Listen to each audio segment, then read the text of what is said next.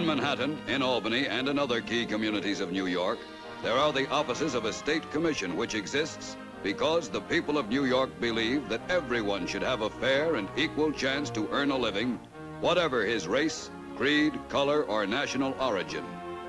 Charged with the power to bring full legal redress to any person deprived by discrimination of a just opportunity to get and hold a job, the New York State Commission Against Discrimination consists of 5 commissioners. In discharging its duties, the commission relies not on enforcement procedure alone, but also on education of the public. It uses every means of communication to make the people of the state aware of the law and its aims, and to inculcate a respect for the individual, regardless of race, creed, color, or national origin. For the law against discrimination makes possible more and more rich contributions by those of many races, religions, and national origins. Contributions such as the scientific achievements of the late George Washington Carver,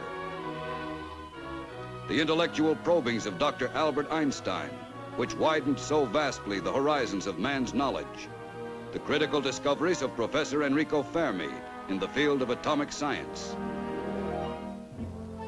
Yet, for every one of these, there are thousands held down to poverty and despair by job discrimination based on national, racial, or religious differences.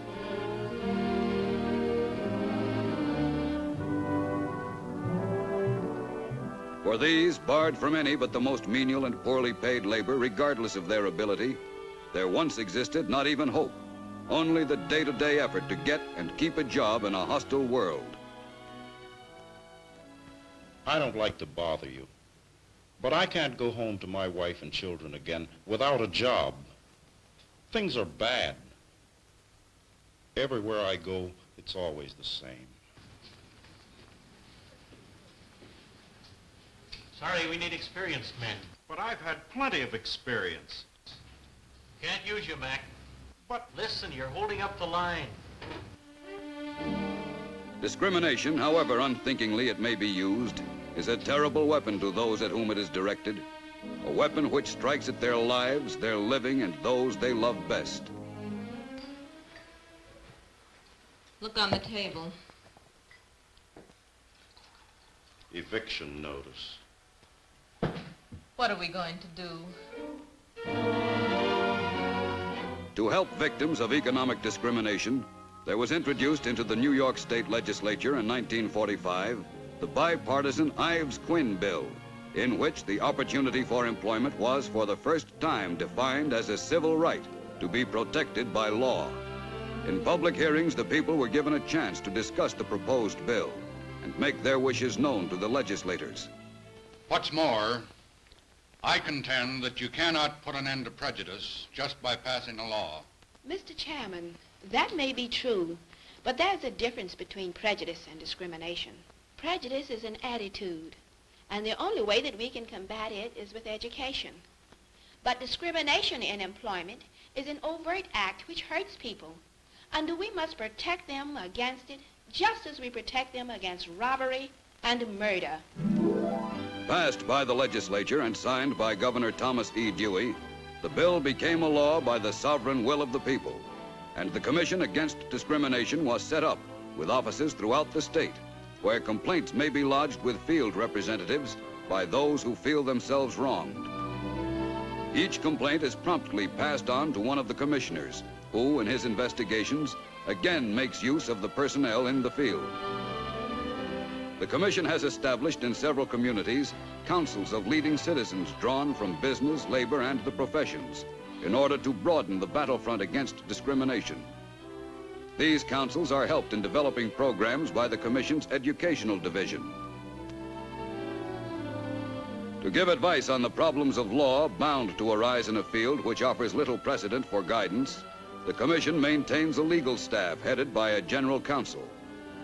Under the law, legal action may be resorted to only when the commissioners have tried unsuccessfully to win compliance by conference, conciliation, and persuasion. Legal responsibility for fair employment practices applies to employers, labor unions, and also employment agencies. It's very gratifying to know that your employment agency intends to correct its application forms. As you know, The law requires that no one should ask a prospective employee about his religion. He should be hired on the basis of his ability to do the job. Well, naturally, a man should be hired solely because he's qualified. Exactly.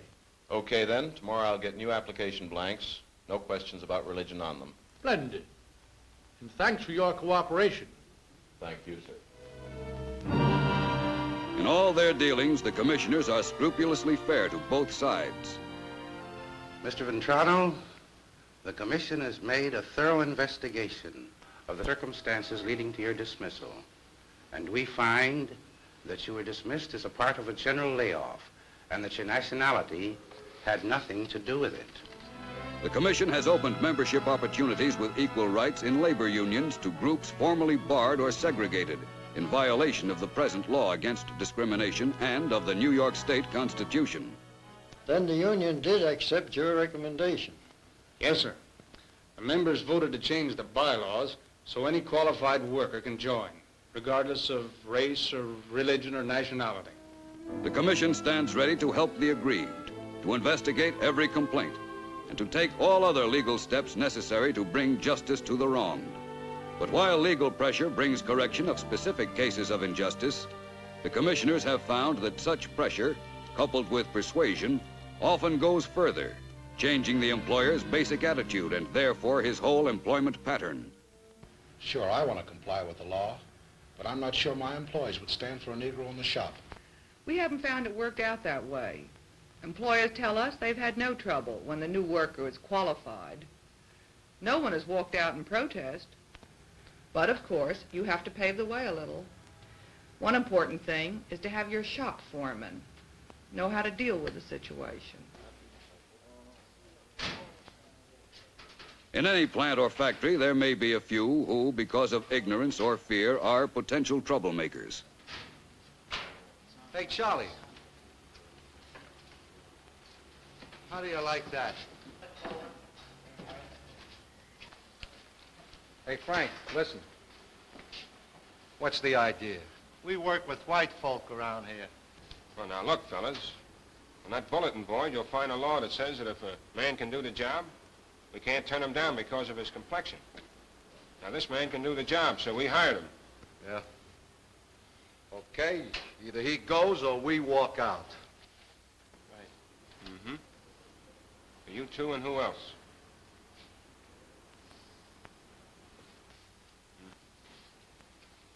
Now, look, fellas. Tell you what we'll do. You hang on for the rest of the week, see?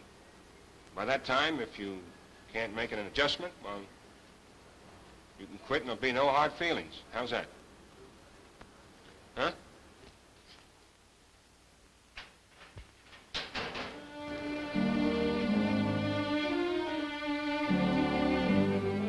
Most men carry around with them some pet prejudice, big or little, which they have cherished all their lives, despite its absurdity, but which is apt to collapse completely if they can be induced to face realities. The New York State law against discrimination, by its very nature, confronts people with the necessity of coming to terms with such realities. In all cases on the Commission's records, it has been demonstrated that where those of even the most diverse backgrounds and races work together, get to know each other better, and to respect each other's abilities, their attitudes have invariably changed. Well, what's the news? You getting through today? Nah, we're staying, the both of us. That's fine, okay. So he's colored. Well, he's a good guy and he's a good worker. He's different. You know what I mean. Oh, sure, he's different. But they're all different. Then you get to know them and you find out they're just people. Some are good, some are bad. They're just like you and me. Hmm? In all its cases, the Commission checks up after 6 months to see that the agreement has been observed and to note any improvements in the overall pattern of employment. The Commissioners have found that through a single successful adjustment, they have been able to open the door to countless workers hitherto barred from jobs worthy of their skills. And as more and more people begin to understand and to exercise their rights and responsibilities under the law against discrimination, as more and more states pass similar laws, the ideal of an equal chance for all may become at last an attainable reality.